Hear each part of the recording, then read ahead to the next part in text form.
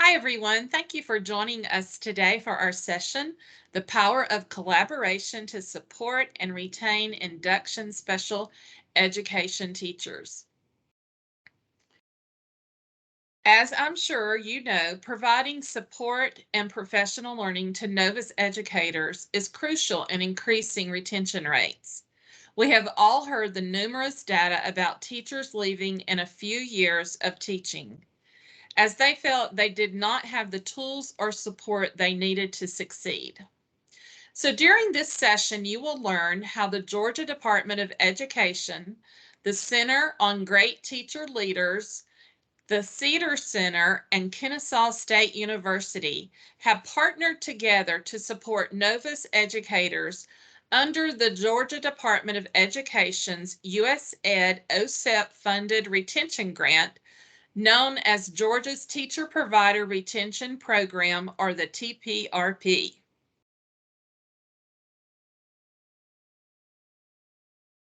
So I'm Ann Cross, and I'm a program manager for the Department for Instruction and Systemic Improvement. And today I am joined with Melissa Driver. Hi, I'm Melissa Driver. I am an interim associate dean for quality enhancement at Kennesaw State University and also an associate professor of special education. So we just wanted to begin today with a little bit of history. And Georgia has been partnered with the Cedar Center since 2014. For those of you not familiar with the Cedar Center, it stands for the Collaboration for Effective Educator Development, Accountability, and Reform. Sounds like big work. Well, it is big work.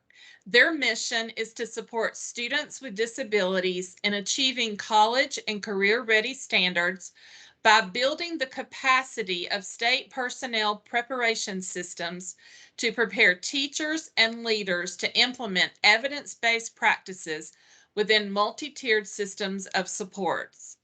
They do this through reforming teacher leader prep programs, revising licensure standards to align with reforms, refining personnel evaluation systems, and realigning policy structures and professional learning systems.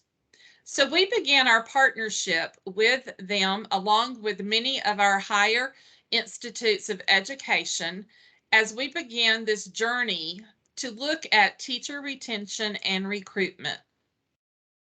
So one of the first things we did was to build an awareness of high leverage practices across the state. So we worked with our Georgia tiered system of supports and the Cedar Center to develop a pretty phenomenal, we think, high leverage practice webpage on our Godot website. And we also created a webinar series.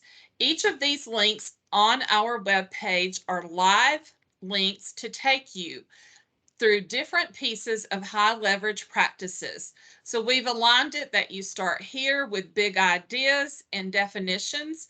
You learn more through videos and interactive learning, and then you have opportunities to apply the high leverage practices with instruction. So we just wanted to provide a brief timeline of our work.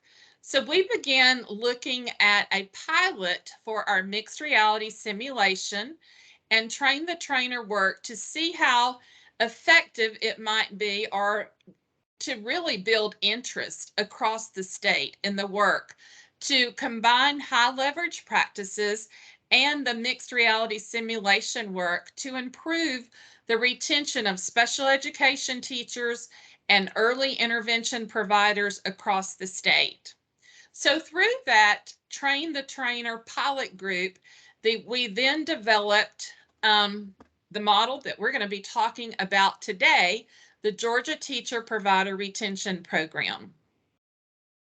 So according to some of our data collected in 2018 and 20, and we actually have 2020-21 that just came out this week, we had around 3,400 vacancies for special education teachers across the state.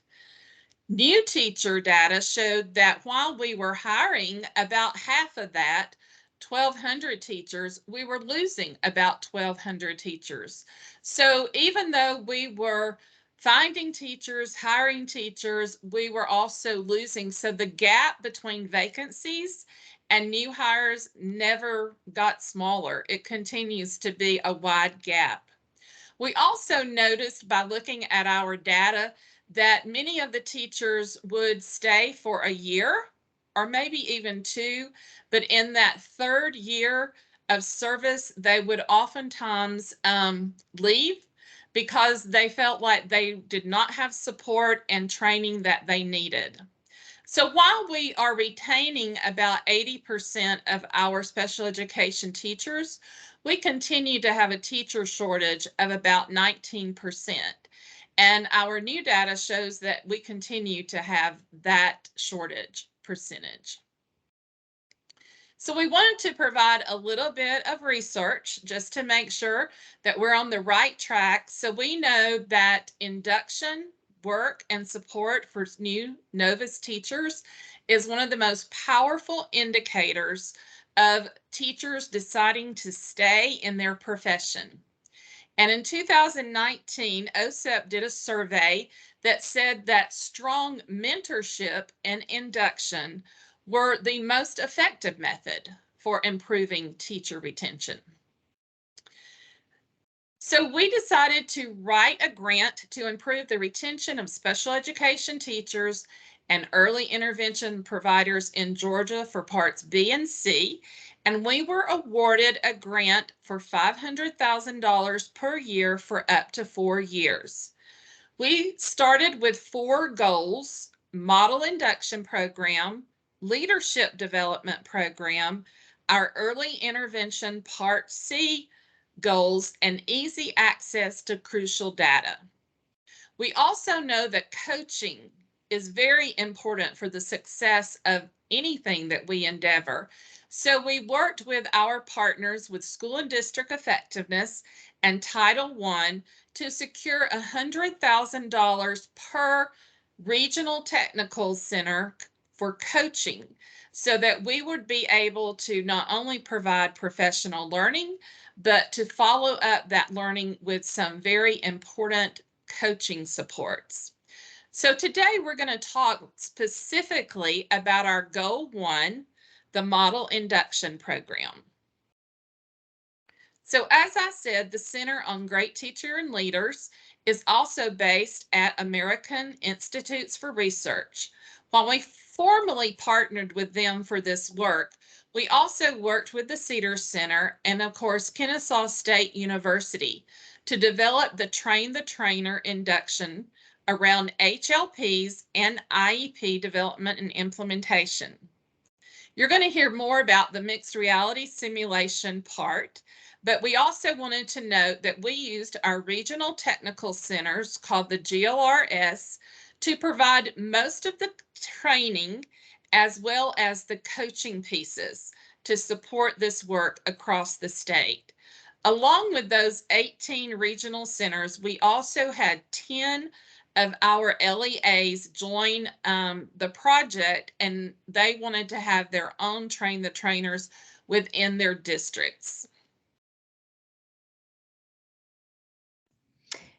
So as Anne was describing, it's been really exciting to see from when we moved from the pilot program of this and then secured the larger funding to just see how many of our district partners and our LEAs and the regional technical centers all wanted to be a part of this. So a little bit about the model itself. We followed a train the trainer model to where we've really focused on training the leaders of the GLRS or any of the local districts. Some of our larger districts in the state wanted to participate within their own induction programs. And together at Kennesaw State University, we partnered with the staff at the Center for Great Teachers and Leaders to design content that was cohesive between the information they would get on high leverage practices, just even at what are high leverage practices, what do they look like, how do you enact them in practice, to then the practice piece of this induction program, which was where the mixed reality simulation came in.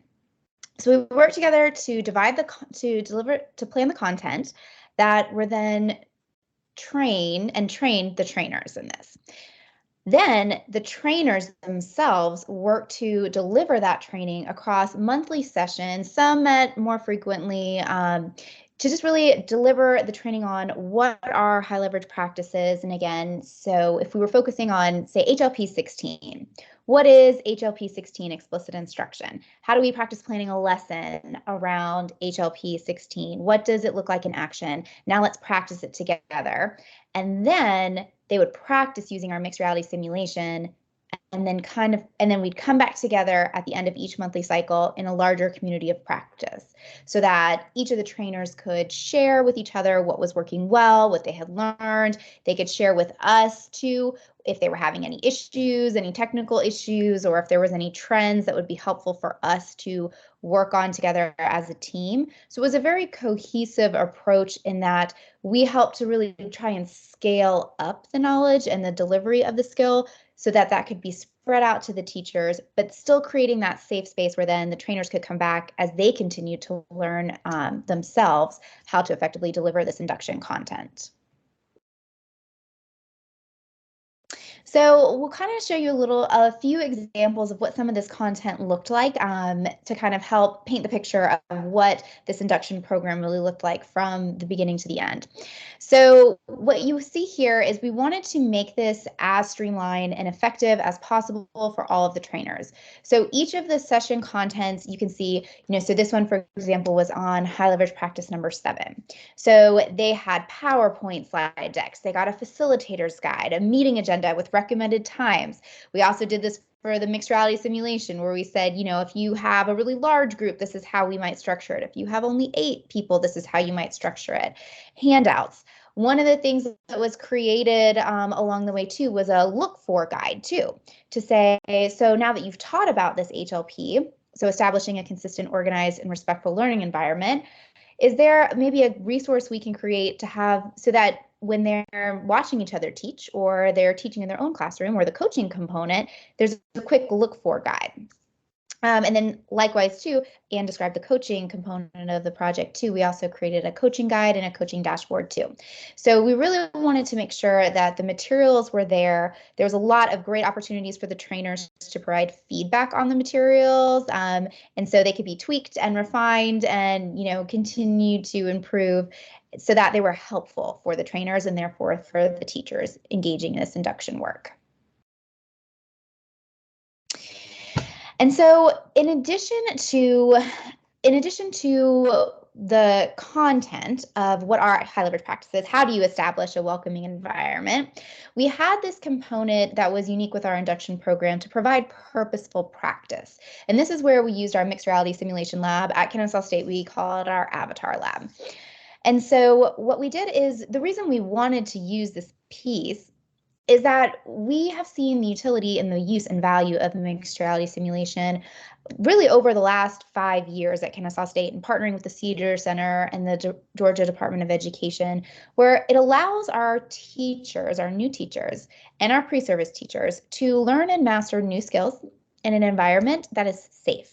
They can take risks, they can make mistakes, they can mess up, and we can hit pause and we can have that conversation, or then they can just reteach it. They can get the feedback from their peers. They can watch themselves on a recorded video and then, reflect and say, oh, I could have done this differently. All the things that are not able to happen in real time in the real classroom when you are still learning and developing your skill. And a great part about this really is the ability to receive real-time feedback immediately, either while you're teaching or after you are done, from both peers and the coach, the trainer, people who they have built established relationships with that are all there in this little community of practice to help them grow as educators. And that, and Anne will share some of the data from the project, but that just anecdotal data that we saw time and time again was we really saw that each of these regional groups really developed as a tight-knit family to help each other in their development in those early years of teaching, which we know is incredibly critical. I think that was our most important outcomes is we saw the difference in the people and the relationships. Yeah, and that is where the mixed reality really created a nice space for that, because it's one thing to look at content, maybe, think, pair, share with your partner, talk about what you might do. But it's another thing when you actually have to stand in front of your peers and do it and know that it's not perfect and be able to have those relationships where then you can get the feedback to get better. And so we really think that kind of this additional layer of, having to have that safe space, building risk, and doing it in a productive way strengthen the induction communities together. So I'm going to show you a little bit of what this might look like if you're not familiar with mixed reality simulation. And so the example that I'm going to show right now is a fully virtual session. These are our student avatars, and this is an early career teacher who's teaching right now. They are people who went through the induction grants, either participated in the mixed reality simulation fully virtually like this, where it was just their camera and a Zoom and others watching.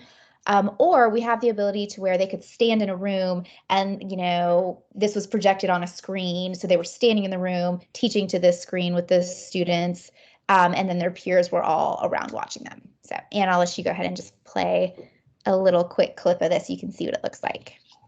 All right, Miss Cooley, can you? And we'll jump ahead a little bit.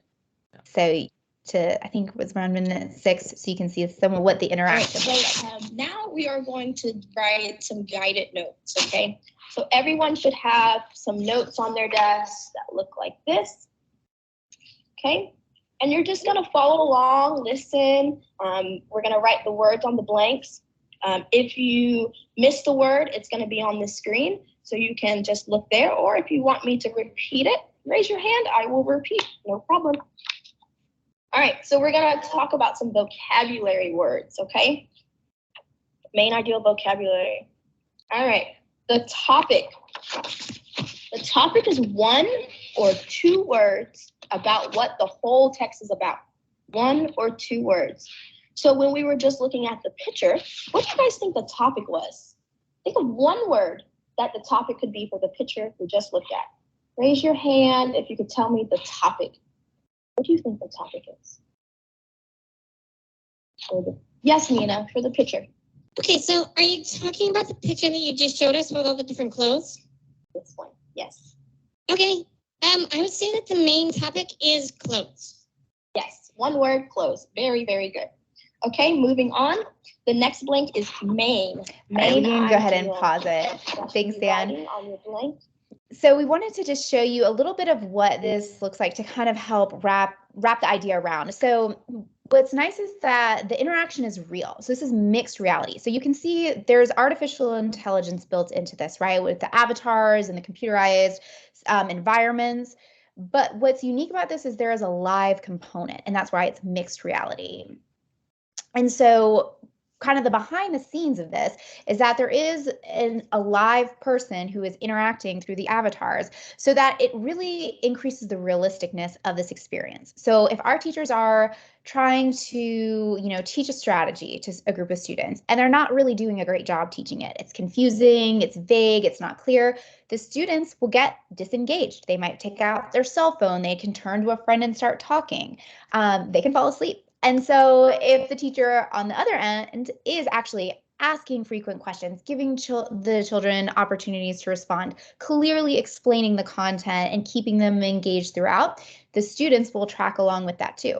Likewise, we can increase the student behavior levels so that we can have a teacher practice just delivering a lesson to a group of students who will all just sit there and, be great with it, raise their hand, follow along. Or we can raise the behavior level too, so that not only can they have the opportunity to practice, but then they can practice it in a more realistic setting. Or again, a child might turn and talk to a friend. They might get out their phone. Behaviors that we would see with normal children. And so we built a few specific scenarios around some targeted high leverage practices. So in this induction program, we did not cover all of the high leverage practices, all 22.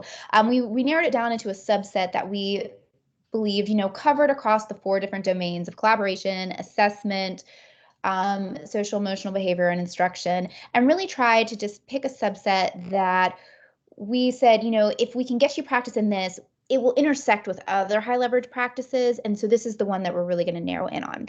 So what's great is that, we can give them the ability in the mixed reality simulator to practice instruction, to practice collaborating with a parent or a co-teacher. We ended up doing an IEP meeting based on request from the individuals in the team. We can give them progress monitoring data and have them design instruction from that. They can collect progress monitoring data in the simulation, same with behavior data. So there's really a wide range we can do.